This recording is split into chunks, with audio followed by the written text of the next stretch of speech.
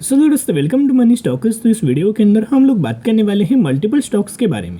तो चलिए सबसे पहले हम लोग डिस्कस करेंगे जियो फाइनेंशियल्स के बारे में, जहां में जियो फाइनेंशियल्स के अंदर आज के दिन 1.5% तक की जंप देखने को मिल चुका है एंड 387 रुपीज़ के आसपास हमें क्लोजिंग नजर आया। तो यह बहुत सारे लोगों को सवाल है कि श्योर क्यों हमें कंपनी के अंदर लगातार हमें जंप आ रही है, उसके पीछे का कारण क्या है? क्या सिर्फ क्वार्टर 4 रिजल्ट्स की वजह से तेजी आई है या फिर बाकी कुछ और अपडेट्स है?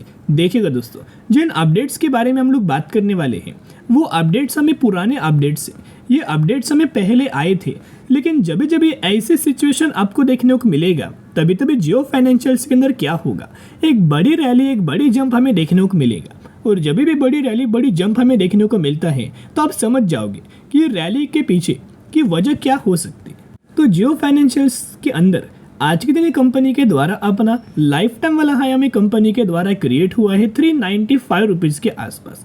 अभी के बहुत जल्द कंपनी क्या कर सकती है, 400 रुपये का भी लेवल्स को बहुत ही आसानी से हमें क्रॉस करते हुए दिखाई दे सकती। और अब सभी को पता है कि हमने बहुत ही दोस्तों निचले लेवल्स के ऊपर बाइंग किया था और अभी भी हम लोग जियो फाइनेंशियल्स के अंदर होल्ड कर रहे हैं और आने वाले फ्यूचर के लिए भी हम लोग होल्ड करने वाले हैं। राइट, क्या हमने शॉर्ट टर्म के लिए निवेश किया था? नहीं, हमने निवेश किया था लॉन्ग टर्म के लिए। लेकिन कंपनी ने क्या किया, 3 महीनों में ही कितने विदिन 3 मंथ्स हमको कितना मीटर रिटर्न्स मिला है, कहीं ना कहीं 66% तक का रिटर्न्स हमें जियो फाइनेंशियल्स के अंदर करंटली मिल रहा है।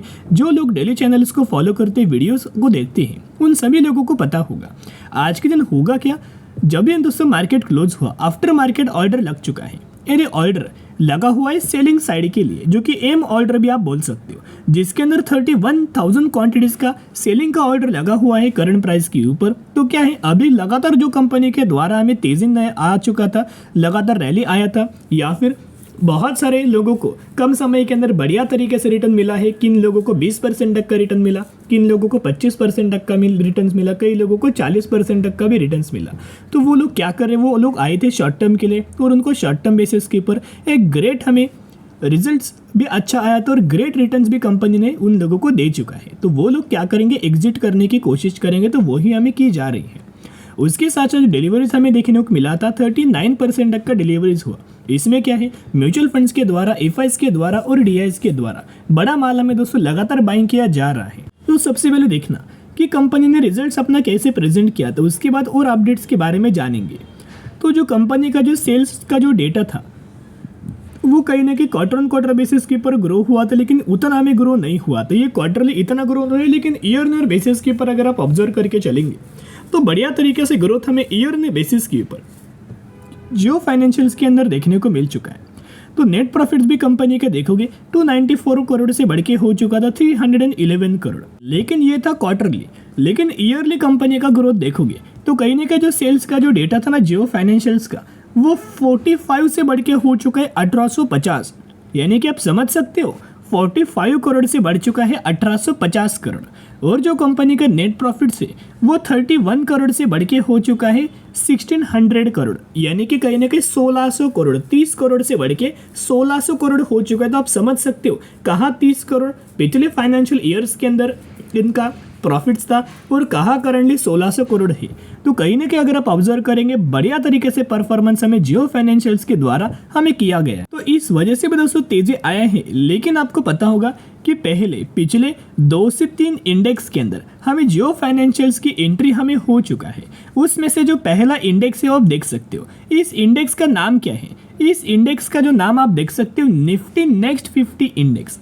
तो इस इंडेक्स के अंदर जियो फाइनेंशियल्स की एंट्री हमें हो चुका था। जहां कोई भी कंपनी का किसी भी फंड्स के अंदर एंट्री होता है, इंडेक्स के अंदर एंट्री होता है, तो आप समझ जाना कि क्या होता है ना, जो इंडेक्स के अंदर कोई कंपनी शामिल होने के बाद उसके अंदर पॉजिटिव अपडेट क्या होता है। क्योंकि जो बड़े बड़े कंसल्टेंसी होते हैं, बड़े बड़े इंस्टीट्यूशन होते हैं, बड़े बड़े जो इन्वेस्टमेंट फर्म्स होते हैं, वो क्या करते हैं, एक स्पेसिफिक इंडेक्स को चूज करते हैं और उस इंडेक्स के अंदर जितने सारे कंपनीज का नाम नजर आएगा उन कंपनीज को एनालाइज करते हैं और उनमें से जो कंपनी उनको पसंद आती है वो कंपनी के अंदर एक बहुत बड़ा ये लोग दोस्तों क्या करते हैं, इन्वेस्टमेंट करते हैं। तो क्या है, जियो फाइनेंशियल्स का जो बिजनेस है वो अच्छा है, लॉन्ग टर्म के अंदर बढ़िया तरीके से ग्रो होने वाला है।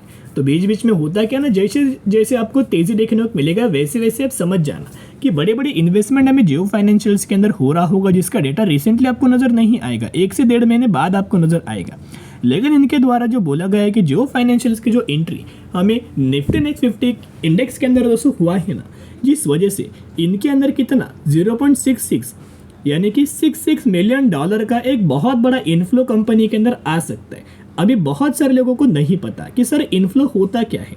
इनफ्लो यानी कि बाहर से कंपनी के अंदर पैसा आना, और आउटफ्लो यानी कि कंपनी से बाहर पैसा जाना। इसे इनफ्लो आउटफ्लो बोल सकते हो।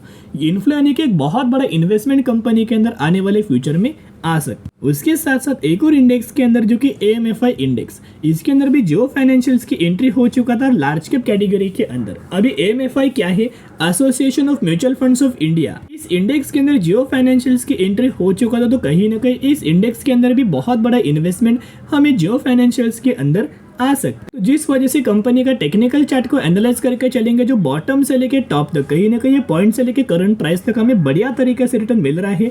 एंड लगातार कंपनी क्या कर रहा है, अपने मूविंग एवरेज को सपोर्ट लेके हमें चल रहा है। जब भी कंपनी मूविंग एवरेज के ऊपर आता है, वहीं से एक रिजेक्शन देखने को मिलता है, वहीं से एक सपोर्ट नजर आता है, एंड वहीं से कंपनी के अंदर तेजी नजर आता है। और मूविंग एवरेज एज सपोर्ट हमें करंटली जियो फाइनेंशियल्स के अंदर एक्ट कर रहा है, एंड लगातार एक बढ़िया तरीके से प्राइस एक्शन कंपनी क्रिएट करके हमें आगे बढ़ रहा है। अगर कंपनी 2 कदम पीछे आती है ना, तो 4 कदम आगे कंपनी बढ़ जाती है दोस्तों, राइट। तो वैसे डरने की कोई बात नहीं। जो लोगों ने निवेश किया ना बहुत ज्यादा निचले प्राइस पर, वो लोग जरूर लॉन्ग टर्म के लिए कंटिन्यू करना, क्योंकि क्या है दोस्तों, जो लॉन्ग टर्म के अंदर रिटर्न्स मिलता है ना, जो कंपाउंडिंग होता है, उसका बेनिफिट्स आपको लॉन्ग टर्म के ही अंदर नजर आता है। 5 साल, 10 साल, 15 साल, 20 साल, ऐसे अगर आप व्यू रख के चलेंगे। एक तो रिलायंस ग्रुप की कंपनी है, राइट। इसके प्रमोटर्स कौन है दोस्तों, आपको पता होगा, राइट। तो कहीं ना कहीं इनको कैसा बिजनेस करना है वो पता है, मार्केटिंग स्ट्रेटेजी कैसे करना है ये भी दोस्तों इनको पता है। एंड रिसेंटली नए नए सेगमेंट्स के अंदर ये लोग एंट्री कर रहे हैं, तो जिसका बढ़िया तरीके से बेनिफिट्स इन कंपनी को नजर आएगा। और लॉन्ग टर्म के अंदर जो लोग इसके अंदर टिके रहेंगे, उनको भी इतना शानदार तरीके से दोस्तों बेनिफिट्स मिलेगा। अभी हम बात करने वाले हैं बजाज फाइनेंस के बारे में, जहां में बजाज फाइनेंस के अंदर आज के दिन नए के बराबर परफॉर्म किया। 7,241 रुपीज के आसपास हमें क्लोज किया गया है। तो बजाज फाइनेंस अभी भी दोस्तों अगर आप ऑब्जर्व करेंगे टॉप से लेके करंट प्राइस, तो अभी भी हमें बजाज फाइनेंस कहीं ना कहीं 11 से 12% तक की गिरावट के अंदर हमें ट्रेड कर रहा है। लेकिन जिस लेवल पर ये ट्रेड कर रहे हैं ना, वहां से एक ट्रेड लाइन हमें देखने को मिला है। जब भी कंपनी इस ट्रेड लाइन के ऊपर आता है ना, लगातार कंपनी रेजिस्टेंस लेता है, लेकिन बार बार नहीं लेगा। यही से ब्रेकआउट में से बहुत जल्द हमें देखने को मिल जाएगा। एंड डिलीवरीज तो देखोगे तो आप चौंक जाओगे। हर एक दिन जो हमें बजाज फाइनेंस के अंदर 65% तक के डिलीवरीज हमें आज के दिन तो नजर आया है, लेकिन हर एक दिन मोर देन 60% तक के डिलीवरीज हमें दोस्तों देखने को मिलता है। तो आप समझ जाना कि इसके अंदर एफआईज के द्वारा, डीआईएस के द्वारा, म्यूचुअल फंड्स के द्वारा लगातार दोस्तों बड़ी खरीदारी हमें की जा रही है। और अभी तक हमें बजाज फाइनेंस का Q4 का रिजल्ट नहीं आया, तो आप देख सकते हो बहुत ही जल्द कंपनी का रिजल्ट आने वाला है, जिसका डेट आप देख सकते हो 25 अप्रैल। तो जरूर चैनल को सब्सक्राइब करके रख सकता है कि जब भी मुझे कंपनी का बजाज फाइनेंस का Q4 का रिजल्ट नजर आएगा 100% हम लोग डिस्कस करेंगे। लेकिन सिर्फ रिजल्ट नहीं, बल्कि रिजल्ट के साथ साथ आपको बजाज फाइनेंस ये कंपनी हमें डिविडेंड का भी बेनिफिट देने वाला है। करंट बेसिस के ऊपर जो ब्रोकरेज फर्म के द्वारा बोला गया है कि बजाज फाइनेंस ये कंपनी के अंदर 23% तक के अपसाइड आपको देखने को मिल सकता है। उसके साथ साथ जो ब्रोकरेज फर्म का नाम क्या है आप देख सकते हो, एमके ग्लोबल के द्वारा ये टारगेट्स हमें दिया है। एंड एकदम लेटेस्ट अपडेट्स के बारे में बात कर रहे हैं, डेट्स एंड टाइम आप देख सकते हो। और जो 23 से 24% तक का जो टारगेट्स हमें दिया है, वो कहीं ना कहीं टारगेट देख सकते हैं 9,000 रुपीज तक का टारगेट हमें बजाज फाइनेंस के अंदर हमें दिया गया है। जरूर कंपनी के अंदर बायोंडी स्ट्रेटेजी अप्लाई करना है, क्योंकि म्यूचुअल फंड्स का भी डेटा अगर आप देखोगे मार्च महीने का, तो 102 म्यूचुअल फंड्स की खरीदारी सिर्फ 78 म्यूचुअल फंड्स की बिकवाली हुआ, जहाँ लगातार मैक्सिमम के अंदर म्यूचुअल फंड्स निवेश करने की कोशिश हमें कर रहे हैं। और बजाज फाइनेंस का अगर आप टेक्निकल चार्ट देखोगे तो ये दोस्तों वही एक ट्रेड लाइन है जिस ट्रेड लाइन के बारे में हम लोग डिस्कस कर रहे थे। और वही ट्रेड लाइन के ऊपर हमें बजाज फाइनेंस के द्वारा सपोर्ट लेवल नहीं बल्कि एक रेजिस्टेंस हमें लगातार लिया जाता है। एंड जब भी बजाज फाइनेंस रेजिस्टेंस लेता है, गिरावट आता है, लोअर एंड लोअर पैटर्न हमें कंपनी में जनरेट करता है। ये लोअर एंड लोअर पैटर्न आप बोल सकते हो। अभी क्या है ना, कौन से लेवल्स के ऊपर हमें बजाज फाइनेंस ट्रेड कर रहा है आप देख सकते हो। ये वही क्या है, एक ट्रेड लाइन है, राइट। अगर कंपनी को गिरना होता दोस्तों तो यही से गिरावट कंटिन्यू होता, बीच में कंपनी बिल्कुल भी रिकवर नहीं करता। तो ऐसे छोटे छोटे पॉइंट्स जरूर आप ऑब्जर्व करते हुए चलना कि अगर गिरना होता तो यही से गिरता, रिकवर क्यों करता।